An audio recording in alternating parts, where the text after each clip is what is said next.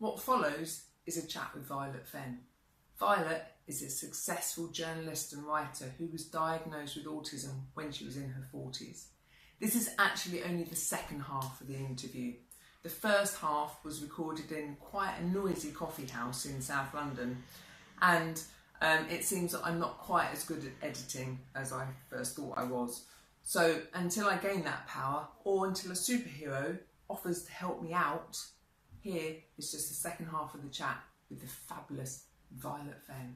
So, we were a little bit rudely interrupted by other customers. How dare people come and sit in a coffee shop? I know, in London, in the sun, at lunchtime. So we just thought we'd move to a suitable location. And this is nice, actually. It is. I cycle past this park 3 times a week to go to the gym, and I've never actually been in it. Really? Yeah. In fact, I live 150 miles away and I walk through this all the time. Well... So I'm better than you. I'm a better tourist than you are, clearly. You are. Much better. So, we were talking about death. Yes, we were jolly on such a sunny day. Yeah. People are weird about that. It turns out that, being too interested in death is not a good qualification to work in the death industry, apparently. Bizarre. I don't know that is particularly it. I think I probably don't fit a lot of people's idea of a normal working person. Do you know what I mean? Like an employee. I'm not sure that I make a very good employee anyway, which is why I've worked for myself a long time. The last office job I left in 1992 having threatened to kill the boss. So, looking back though, with the knowledge since that, having been diagnosed with autistic and stuff, a lot of that was to do with surroundings, not being able to cope, and them treating me quite badly, because I definitely have that autistic thing of I bear a good grudge. It's got to be fair. Things have got to be fair. And if they're not, people are going to know about it, sort of thing. So I think it's quite difficult to interact with other people in a working environment. If I'm in control of it, and not necessarily the situation, but if I'm there because I want to be and I've chosen to be it. So with writing and journalism, it's different because I choose what I want to do and who I want to talk to. That depends on somebody then picking it up and commissioning me to write it. But I can come up with ideas in the first place, so I can work within the parameters that I'm comfortable with, I suppose. So I think independence suits more. But that is partly the mentality of having grown up with things like punk and goth and all the rest of it as well. It's not just being autistic. Do you think, because one of the reasons why I hit on the idea of mental divergence as well as queer, kink and goth was because it seems that there's a lot of mentally divergent people within subcultures. Yeah, definitely. And it's a bit of a chicken and egg, that is, whether it attracts people because of... I think it just attracts people because they don't fit in other things. Do you know what I mean? For somebody who thinks in the way I do, even if I wanted to, it'd be very difficult to fit into the mainstream because I don't do mainstream things naturally. Do you know what I mean? I tend not to stick to the general social mores and whatever, and I'll say things without thinking, and like I said before, I've got no filters, so I think you end up being filtered down into subcultures anyway. And also the fact that mentally divergent people are more likely to be open-minded about an awful massively, because firstly we're a bit odd, for want of a better expression, ourselves, so it's kindred spirits all the time. So, and we know how it feels to be in the minority. And we're used to being quite badly treated sometimes as well. So there is that feeling of we're all in it together a little bit. And any sort of subculture, however big, some subcultures really aren't sub at all, are they, these days, but they suit that mentality because you can be what you want to be, and the whole ethos behind most of them is that you won't get judged. But that said, I mean, the whole goth thing, they're very judgy. Can we just say, goths can be really judgy. But then what subgenre of goth? Because it's kind of fragmented huge amounts, isn't it? So traditional goth, cyber goths, rivet heads. See, I have no idea what half of those things are. You just said, and mine all the time is because I love all that stuff. I love the music and all the rest of it. And I'm forever getting described as a goth. I'm going, really, I'm not in comparison to what these days you would class as a goth. But I probably am mentally and always have been. But I refuse to fit in with I'm not going to get up and clip my hair every bloody day like I used to, or put a headpiece on or a long frock or whatever, but saying that, I do tend to wear like a uniform sort of thing, and I think that is perhaps what attracts autistic people to things like that, is because it's a costume again. You put the costume on, you look like a certain way. These days, I've got a more grown-up version. When I was being assessed for autism, one of the questions is about what you wear, because quite often autistic people either have got sensory issues because they can't wear certain things, or they'll wear the same thing over and over and over again. And it was only when I was questioned about it that I said, oh yeah, you mean my daily uniform? Yeah. And you know, the consultant's looking at me like, oh, ticky boxes, as we were talking. And that occurred to me at that point, which I never thought of that before, that my almost 90% of my wardrobe is Dr. Martens, leggings, black miniskirts and various band t-shirts. I've got so many different band t-shirts, and I sort of rotate them. Yeah. You know, and occasionally it'll swap. I've got an Iron Maiden one and a Dolphin. So I can name you every one of my t-shirts as well. I know which ones I've got, and that's what I put on every day. Yeah. Or there's some black tops, and I'll swap for that. But this is the clothes that I wear every single day, and I suppose that's the mentality that also probably pushes people towards subgenres and you know and different social groups, because you, as we were saying before, you can fit in. And then I think I've grown up, adapted that to an adult life, and I have to get up in the morning, I've got kids, and I have to get dressed and whatever. So, but I still put on exactly the same thing. There's a damn t-shirt to remind myself that I am still me underneath it, you know what I mean? So yeah, it's quite interesting. But I do think that neurodiverse people do tend to probably land in these subgroups of society because they don't fit in the mainstream, or they've been made to feel that they don't fit in the mainstream. It's usually made clear when you're quite young that you don't fit in, and you have to find somewhere to fit. Because I think finding tribe it's essential, isn't it? It's ingrained in us as human beings. Yeah. And you gravitate towards people that you have stuff in common with, and whether that's music or dress sense or thought processes. Yeah, and it's the same for even the very mainstream year Prosecco mummy type groups and everything. It's still the same thing. They've still found a tribe of people that they feel comfortable with. Yeah. Or football fans are the obvious one. You know, it's the same thing. It's just harder, I think, for people who are mentally diverse or queer or whatever to find that in the first place, because you spend so long not fitting in to begin with. And potentially questioning who you are as well, because it's about role models, isn't it? You know, if there's in the 80s, we had bands like Brodsky Beat and the Communards and Erasure, and it was quite interesting for me as someone who's queer, because I felt quite homophobic towards them. When it was that whole reflection of they're portraying something that I want to be able to portray. Yeah, and it's almost a scary thing. Yeah, it's that openness that they had about their sexuality that I was kind of you jealous of. Intimidated because they could do it and you hadn't figured out how to do it. Yeah, because it was, you know, I lived in a very straight environment at that time, and slowly but surely, over time, you find your tribe And sometimes I think it's good to do it gradually as you get older, because then you're finding the right tribe. And we were talking earlier about tattoos and stuff. It's only the last I've had tattoos for years. My first ones when I was 19, but they were terrible ones, as always happens when you have them when you're 19. And the last sort of 5 or 10 years is when I've started doing you know, big sort of tattoos, because I knew what I liked. I'd also dropped the facade of caring what anyone else thinks, and they are literally for me.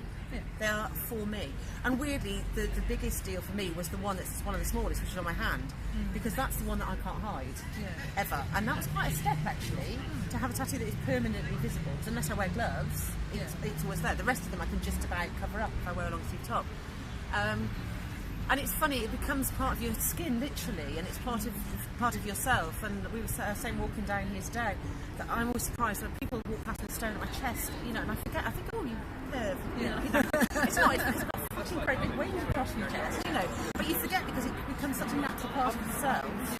But I think that a lot of that, and being happy with myself now, is from years of having got it wrong. Yeah. So were there any major mistakes that you made that had an impact in getting it? No, do you know what? I don't think so. I think boringly, but more realistically for most people, I think I'm very typical. You know, I got lots of little things wrong, and it was grindingly tedious for most of my adult life. I was picking the wrong people because I thought I had to be a certain person, you know, or I was in a relationship for 14 years that was going nowhere for the last 10 of them, but that's what you do. nice person, just wrong for me. But that's what you do because you're an adult and you're fitting in, and everybody likes this setup, you know, and you suit your family, and you can't change that. So when I started kicking against the traces a bit, and this was only in my 40s, people were a bit shocked, you know, that I was doing that. But there was that thing, and I hit 40, and I wasn't worried. I'm not worried about aging at all. What I'm worried about is running out of time. Yeah. It doesn't bother me getting old, as long as I don't run out of time to do all the things I want to do. And I think it hit me at sort of 40 that if I don't start being me now, I'm never going to do it. And I needed to do it for my kids as well. My kids are 21 and 13, and they needed to know that it's okay to be yourself and do what you want to do. Yeah. You know, and so my eldest now, they're both boys. My eldest will quite happily put on full goth. I mean, he's doing what I was doing at 14. Full goth makeup and the lot and the collars and everything just to go into town for coffee. You know, it's brilliant because he knows he can do it. Yeah. You know, so that's really good. That is really good. So are you quite hopeful for the youth of today? Do you know what I am? I think they're brilliant. People are so quick to diss younger people. They're brilliant. They're so knowing. They're caring. You know, they really care. Yeah. And it's the norm now for people to be gay or kinky or whatever, even at a young age, even when they know they're still trying things out. It's okay now. It's not hidden like it used to be when we were that age, and you had to find some other people that you could talk to. Yeah. Because they can access it all the time. I mean, my kids are lucky in some ways. You'd say unlucky. Some people say unlucky, but they've got a mum who writes publicly about some really quite extreme stuff sometimes. You know, because I interview a lot of people who've got fetishes and stuff like that.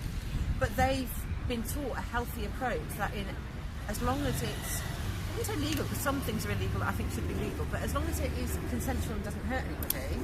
Unless they want it to hurt. Unless they want it to hurt, within parameters. Yeah. As long as everything's done within safe parameters, and it's not clearly, you know, there's clearly certain lines you don't go beyond, then it's fine. And it's fine. And as long as you do it carefully and safely, you can do what you like, because it's okay. There's nothing wrong as long as everybody is happy about it and it's not harming people, you know, unconsensually. So, and I think a lot of kids have grown up, they're growing up more and more with that attitude, and they find, they can find each other. And as we were saying earlier, sometimes that's a bad thing because they tend to jump, and there are no tribes as such because you don't need to have them anymore. We had, like I said, we had to have them in order to communicate. Yeah. It was almost like smoke signals. Yeah. You know, look down the high street and look for the crimped hair, like, I'm going to talk to that person. Yeah. Whereas now, it's less like that. But also you've got people who are sort of, say people like me, autistic people who maybe are not comfortable in talking publicly, but I know an awful lot of people who vlog. I interviewed a lot of autistic people last week about social media for a feature I'm writing, and the vast majority of who use it professionally are vlogging. Now, because they might not feel they can go out or talk or socialise, but they can, it's a real public service almost, do you know what I mean? They can talk to a camera. But do you think that's because they're just being able to talk, they're having that freedom to just talk and express themselves without having someone else kind of interrupt and interject and steer the conversation to another way? Because also being autistic is quite difficult, even to have a conversation with you now. You know, I'm thinking about, as I'm talking, I'm having to think about where my sentence is going to end as to where to give you a gap to speak, because if I don't, I'll keep talking. It gets boring eventually, believe me, as my family and friends will tell you, because once I've got to be in a bonnet about something, I don't know where to stop. And also it's a learned thing to have a conversation, because I've had to teach myself, and it's been quite difficult because I've taught myself before I knew I was autistic, so I realised I wasn't holding proper conversations with people. So I suspected for a long time, so I was kind of working on the basis that I was probably autistic, so I was working up for a long time and having to figure out how to read a conversation, to figure out where there might need to be space, and to listen to the other person then. Because what I was doing, which a lot of autistic people do, is you say your bit and then you leave a space, but you're waiting for them to stop again so you can say your next bit. You're not actually having a conversation, do you know what I mean? So I can do it now because I've taught myself to do it. Do you find that a lot of autistic people who are diagnosed late have done that? Yeah, I think an awful lot. It's a sink or swim mentality with a lot of autistic people. Unfortunately, I suspect a lot sink and we don't know about it, and they just end up having a terrible time of it. The ones who swim tend to do quite well. You know, I know a lot of authors, and it's so funny when people say, "Oh, you can't be autistic, you've got an imagination." Well, no, we've got too much of an imagination half the time. That's the problem, because we think and we feel and we do everything far too much. A lot of authors are artists. Some brilliant. I did a feature recently about autistic artists, and they were amazing.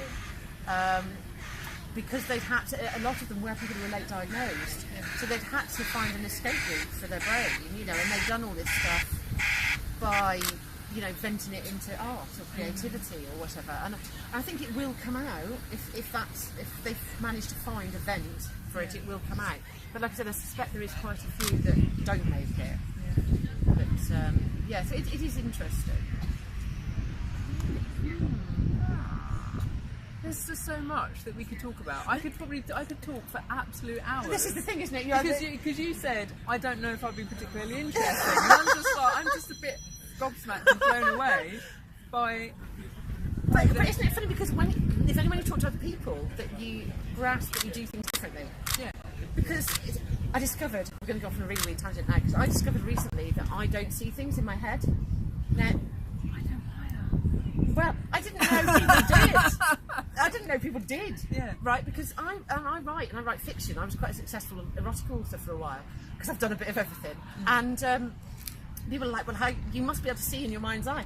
What I see, and some people I know I've talked to now say they don't see anything at all. What I see, I've got flashes of things I've already been and seen and done. Do you know what I mean? So it's like I've taken photographs of places I've been, or experiences, or smells, or whatever, and I can overlay them sort of. But my idea of what's in my mind's eye is a very ghostly, vague thing. It's like chasing a dream. You know, when you wake up from a dream and you're trying to trace the ideas. Yeah. So if I thought of talking to you earlier in the street, it's running away. I know it was there. I could sort of vaguely describe you were stood there in that street and there was a wall behind you or whatever, but I'm not seeing it. I thought everybody did that. But they don't. No, some people can literally make imaginary things up in their head and they could describe it to you and picture perfect. Apparently. Yeah, but maybe that's why I was never good at, because I've over the years I've had friends with various interests, and some of them were into tantra, and they were trying to get me to imagine my chakras. Yeah. I was just like, or meditation when they tell you to sit on the beach and imagine the sand. Yeah. No. Like, fuck off. I'm I'm sitting there thinking, well, I could sit on the beach, but do you know what? The sand would be in my toes. That'd be irritating. And which beach is it? Is it Southwold? I don't know. Which beach did I go to last? It can be that beach. I can't do it. I can't meditate. I can't do CBT. I can't do any of this mindfulness shit because it's not shit for other people, can we just say? Yeah. It is for me because I can't. Nothing stops in my head. It's constantly, I've got constant inner monologue. And the other thing I have always done and didn't realise I was using a word for it till recently is a thing called, I think it's called alexithymia, is not knowing what emotion you're feeling. I remember sitting, very prosaically, I was sitting in a McDonald's drive-thru the other week and I suddenly thought, oh, this emotion. And I didn't know whether I was sad or happy, or I had to knock out the feelings one at a time to work out that actually I was just really happy. It was a really nice day. But all I felt was a weird overdose of emotion. It was all like, It turns out this is a thing. This is a thing, is not being able to name or recognise your emotions. You just know you're feeling it. Does that also reflect, because on the limited programmes that I've watched, you kind of like hold up a card with someone's facial expression, and do autistic people have problems recognising? Yeah, generally I think that is. I don't think I can only speak for me, and that's what I'm going to make clear, is that because what is clear is that everybody does it differently, and that's whether you're neurodiverse or not. Personally, I find people difficult to read. I can have a conversation, but I couldn't tell you how that conversation went. Do you know what I mean? Because I don't know what the other person is thinking or saying or doing. I'm better in person. I can talk to you now. I wouldn't be able to talk to you on the phone. No, which is why. Because you miss out all that non-verbal communication. I just can't do it. I just can't do it. So like I was saying to you just now, my phone is permanently switched to mute, and I don't have a voicemail because I don't like the phone. I can't deal with the phone.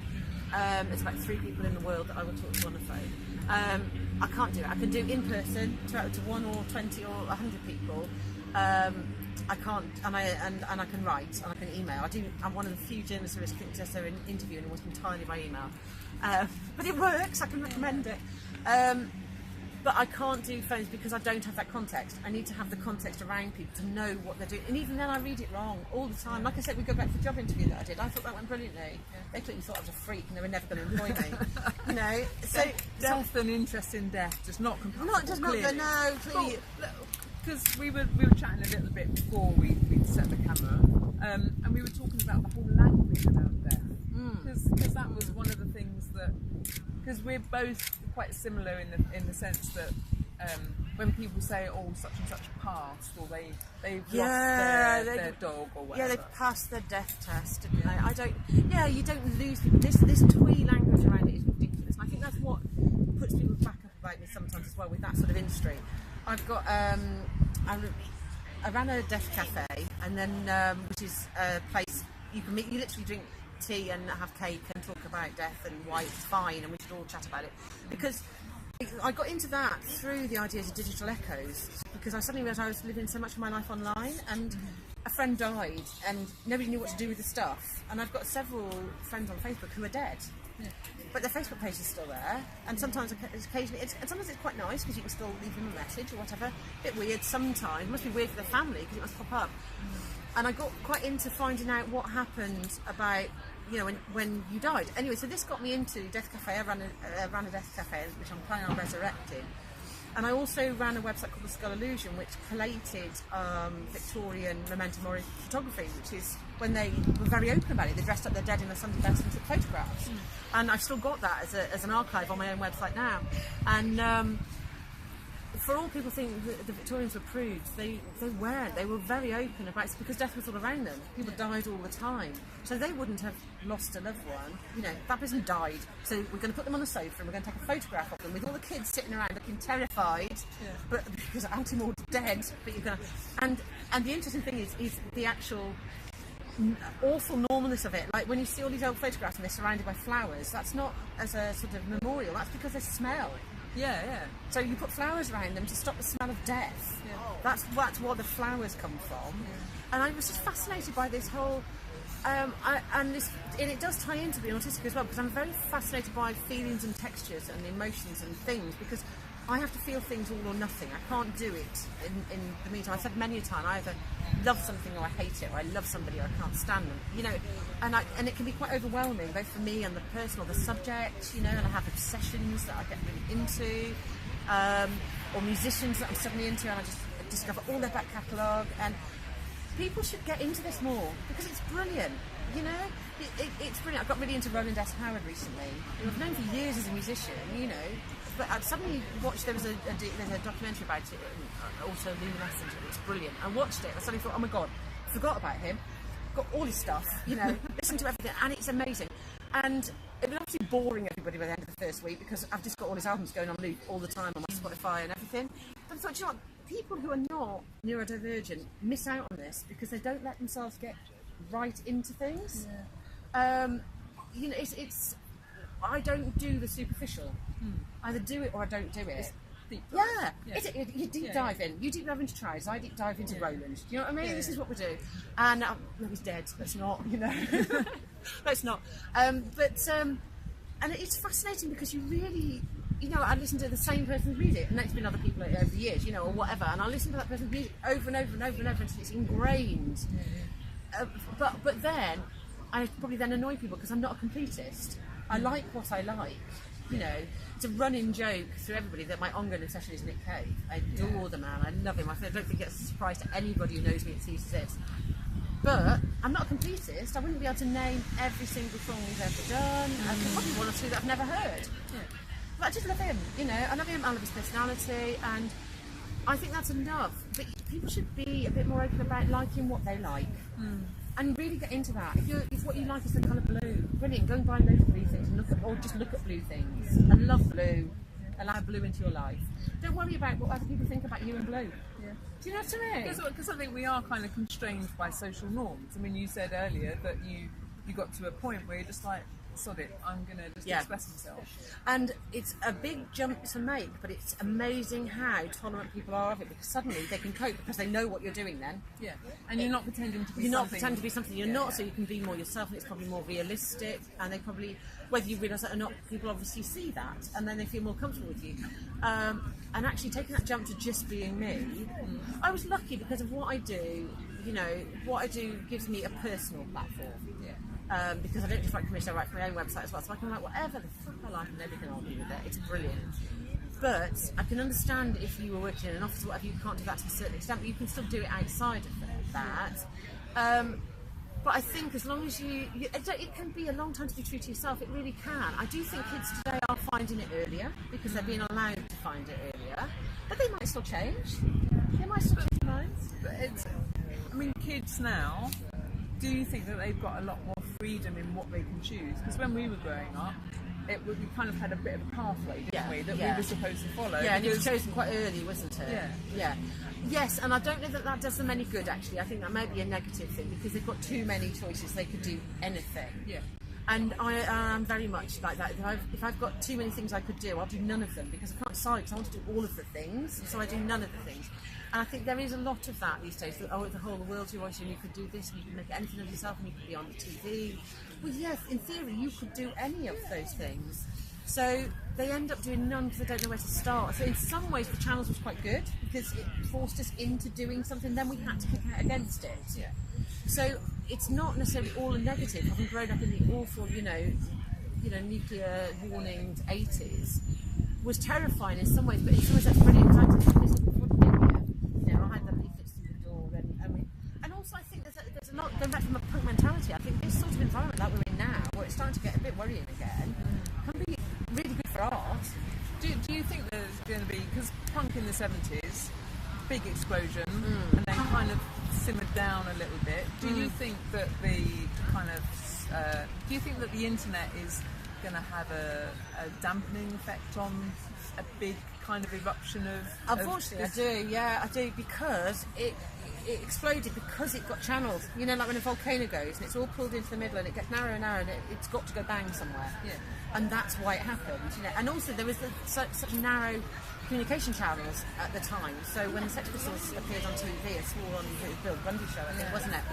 That was because they were well known, because they were like the one really well known punk band at the time, so they were the ones to put on the TV. But ironically, I mean, they weren't, were they? Because the Damned had the first punk single anyway. But there was only those sort of two anyway, so one of them had to go on the telly and back then there was only 3 channels, and it was all, at a particular time. It was at a set time, and it went off in the middle of the day anyway, and it shut down at night, and you had to listen to the national anthem before it finished. And what's that test card? And I could make it sound like I'm some Victorian nana when I tell that. It's not that long ago. And so I do think, unfortunately for that sort of thing, there are so many ways for it to come up, that so much of it comes up and bubbles along the surface that it's difficult to get a big explosion to do it. And when you do, it's something that's been commercially prepared. You've got like the Kardashians, very huge, because it's a commercial product. There's money behind it, it's been pushed like that, and that's the big thing. That's not come from a punk mentality, it's come from a very commercial, glossy mentality. So in some ways it's brilliant, because there's more punk mentality going on, because more people can do it, and there's more avenues for it, and there's something that it stays within a certain remit of people, I think, though, because it's not forced into the open, because people can avoid it more easily. There's 100 channels, so they just switched to the next channel, whereas everyone was forced to watch Bill Bundy, weren't they, because it was the only thing that was on, so they watched it and everyone saw it, whereas now it would get missed. It's true. Yes, it's more accessibility. It dilutes. It dilutes, because the things are all there, but they're diluted amongst this huge big lake of mass media. So it takes so much more to get to the top, that you've either got to have connection to the money or whatever to do it. So that limits who can do it. So that's the thing. You've got, in some ways, it's unlimited for anyone to do something halfway, but it's more limited to get noticed at the top. Even with music, you see bands. There's so many bands now that could never have survived. And they can all do middlingly well. Whether they can actually do brilliantly well, it's difficult, because there's so much of it there. Yeah, and it's going to be dependent on you know, and how much money you've got. Of course it is, yeah. Or, you know, if you know something's already in the industry, you can then put it forward and it goes like that. Whereas before, people, that said, it is coming back down to, people are starting to do the independent stuff again. You know, even big names, you've got Amanda Palmer, who does the whole stuff with crowdfunding, which is a brilliant attitude to have. I know people who are going back into making zines and things like this. So whether it is coming back down a bit, and people want the control back, certainly. I think people have realised that the mass media have controlled our consumption for a very long time. So bands are now at least able to put their own stuff out, artists can put their own stuff out, you can sell your stuff direct to people, which would have been much, much harder years ago because you'd have had to have a shop somewhere, and it would have depended on people coming past. Whereas now you can do this, you can be online, you can talk to people, and you wouldn't have been able to do it. So in a lot of ways it's brilliant and it does give more opportunities. It's whether people disappear under the swamp of it all happening. You've got to fight harder, I think, to get to the top. Yeah. But it will always, if people have got enough of the mentality to do it, my God, if I can be a functioning professional adult at my age, given my portfolio career, as I like to put it, anyone can do it. Yeah. You know, you can get there. You've just got to keep trying. You've got to keep doing it, and you don't let the bastards grind you down. Yeah. And I think it is a case of just be yourself. You've just got to. If you've got to be yourself, there is no other you. Yeah. So be you, and it will work. It might not work the way you think it's going to, but something will happen. The world doesn't end. No. Something carries on. So, you know, just be. There's no point being anything else. You may as well just be you, and life will be a whole lot easier. Thanks for watching this video. Please give it a thumbs up and hit the subscribe button. You can also go to patreon.com/JedPhoenix and hit the become a patron button. That means that you'll get to see exclusive behind the scenes vlogs that are just for patrons only. Thanks for supporting us.